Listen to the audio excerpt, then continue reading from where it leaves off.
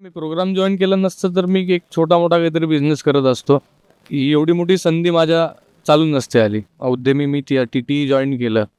तेव्हा फार असा मला वाटत नव्हतं की मी एक्सपोर्ट करू शकेल. कारण की आर्थिक दृष्टिकोन तर बघायला गेलं तर खूपच कमी होता आणि त्याच्यानंतर उद्यमी महाराष्ट्र जॉइन केल्यानंतर एक्सपोर्टच्या बिझनेसमध्ये आलो. तेव्हा माझा पोर्टफोलिओ पण वाढला आणि सगळं वेल सेटल झालं आहे माझं. तर शुअरिटी आली जॉइन केल्यानंतर आणि त्यानंतर 3 दिवसाचा जे प्रोग्राम होता PMP घेतलं. त्यानंतर मला शुअरिटी ही आली की एक्सपोर्ट करणं हे फार इझी आहे.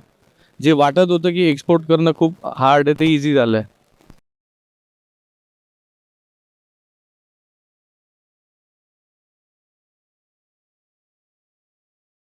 माझं ओनियन चिल्ली, पोमोग्रॅनेटवर दुबई, मलेशिया, व्हिएतनाममध्ये काम चालतं. उद्यमीमध्ये मी आलो. उद्यमी मी टी-टी जॉइन केलं.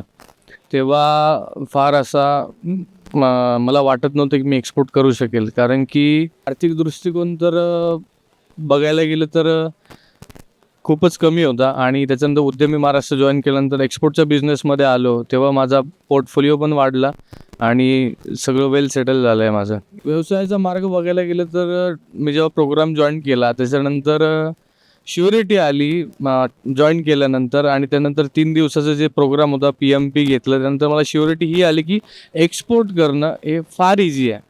जे वाटत होतं की एक्सपोर्ट करणं खूप हार्ड आहे ते इझी झालं आहे.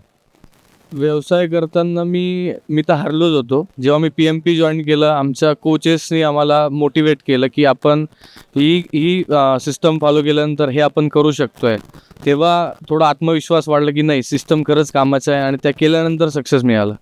उद्यमी महाराष्ट्र जॉइन करण्यासाठी एक्सपोर्टचं ट्रेनिंग देणं खूप इन्स्टिट्यूट आहेत.